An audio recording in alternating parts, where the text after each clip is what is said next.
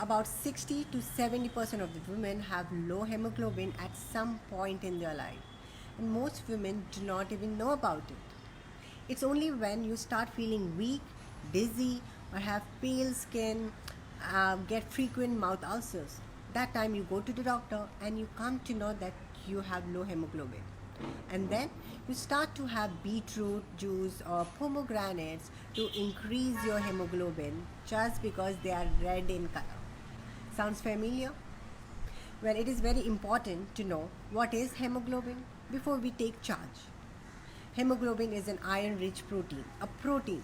Now just think about it. How can you get hemoglobin from juices?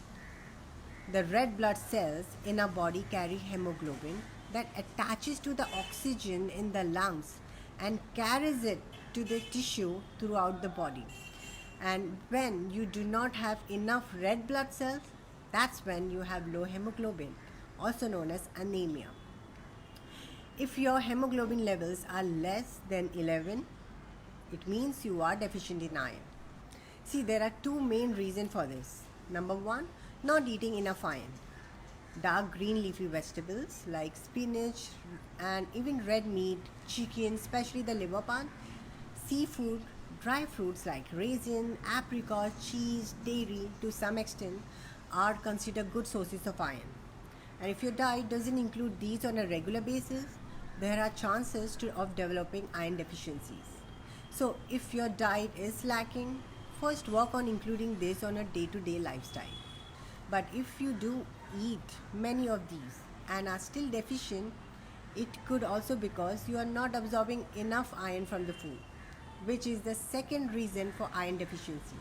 See, every person's ability to absorb iron is different, and there are multiple factors that determine how much iron you absorb from the food. However, one thing you should know is there are two basic kinds of iron. Number one, non-heme iron, which is mainly found in plant-based foods like spinach, raisin, kale, apricot. The absorption of non-heme iron in our body is anyways quite low. The polyphenols, phytates and the fiber in these foods actually interfere with the absorption of iron. And the second type is heme iron, which is mainly found in non-veg food like meat, liver, cheese, chicken, dairy. The absorption of heme iron is relatively more. Now don't get me wrong here. I'm not saying all vegetarians will be iron deficient. But if your diet contains only non-heme iron sources, which is less bioavailable, plus if you already have poor absorption due to gut or digestive issue, then there is a high chance of you developing iron deficiencies and your hemoglobin will be low. In such a case, first work on fixing the gut issues, because if your gut is not absorbing nutrients, whatever you do won't work. Secondly, try to add some first class protein, basically heme iron source.